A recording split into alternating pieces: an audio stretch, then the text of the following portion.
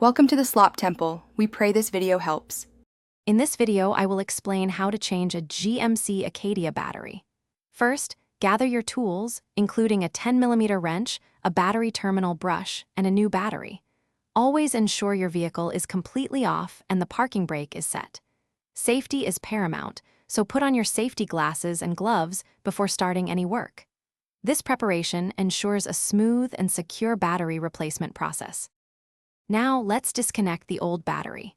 The battery in your GMC Acadia is conveniently located under the passenger side floorboard. Carefully lift the carpet and access panel to expose it. Using your wrench, disconnect the negative terminal first, followed by the positive terminal.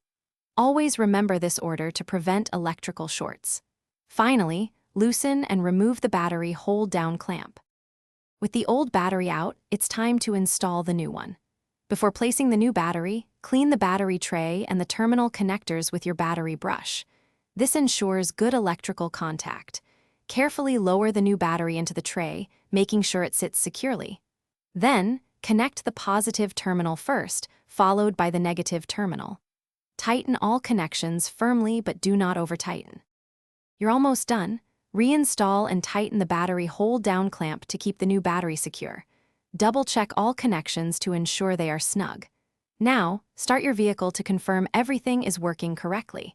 If the engine cranks and the lights come on, you've successfully replaced your battery.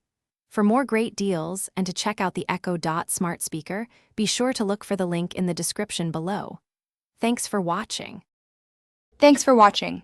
Consider subscribing if we helped you.